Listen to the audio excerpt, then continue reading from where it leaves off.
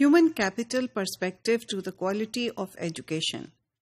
اب آپ کی جو ہیومن کیپٹل اپروچ ہے اس کا concept is based on human resource development. That is interested in developing human beings so that they can contribute to the economy of the country.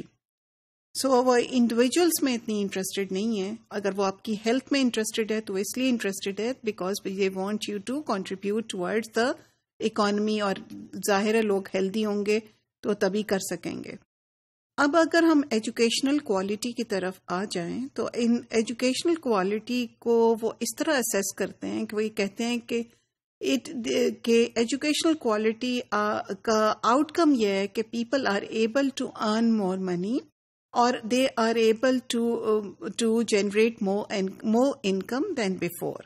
And that should be a criteria for assessing the quality of education. One of the main criteria in terms of the outcomes of quality of education. کیونکہ وہ کہتی ہے کہ G D P جو ہوتا ہے that is the most significant indicator of development.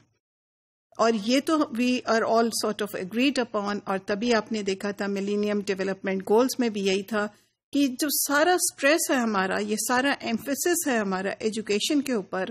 That is because we are assuming, and that is because of our belief that education can lead to development. However, over the years, it has been realized that not every education leads to development.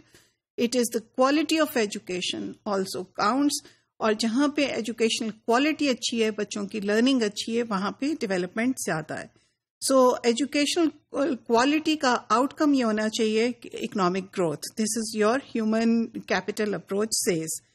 So that is why it also you can see کہ there is a shift from this political commitment from cost sharing to free education.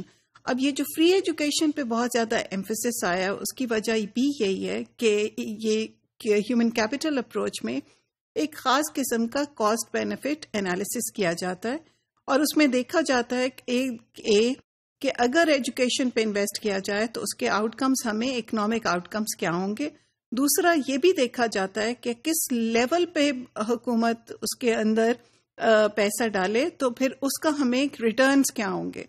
تو اسی وجہ سے آپ نے دیکھا ہے کہ پرائمری ایجوکیشن پہ بہت زیادہ زور ہے، اور گریجولی اب ہم نے سسٹینیبل ڈیولپمنٹ گولز میں دیکھا ہے کہ اب کیونکہ لیولز آف ایجوکیشن آپ کو زیادہ چاہیے آج کل کی اکانومی میں کام کرنے کے لیے، تو اب سیکنڈری ایجوکیشن تک جو ایجوکیشن ہے وہ فری ہے اور اس پہ ایمفیسس آتا جا رہا ہے. So there is a realization for the quality of education. They realize کہ کوالٹی بھی اچھی ہونی چاہیے اور اس کوالٹی کے ایکسیس میں ان ایکوالٹی بھی نہیں ہونی چاہیے. یعنی جب تک کہ جو سب کو ایک جیسی کوالٹی ایجوکیشن نہیں ملے گی وہاں پہ گروتھ نہیں ہوگی. Because the research done tells them, comparative research has told them that countries which have the highest level of inequality also have slowest growth rates. تو جہاں پہ انیکوالٹی کنٹریز میں زیادہ ہوتی ہے وہاں پہ گروتھ ریٹ کم ہوتا ہے. اسی وجہ سے وہ ایشوز آف انیکوالٹی کو بھی they take it quite seriously. And this human capital approach اور human perspective to quality takes into account 3 sources of inequality: gender inequality, rural urban inequality in education, اور انیکوالٹی بائی ریجن. یہ 3 وہ چیزیں ہیں جن کو یہ بہت زیادہ اسٹڈی کرتا ہے یا ایمفیسائز کرتا ہے.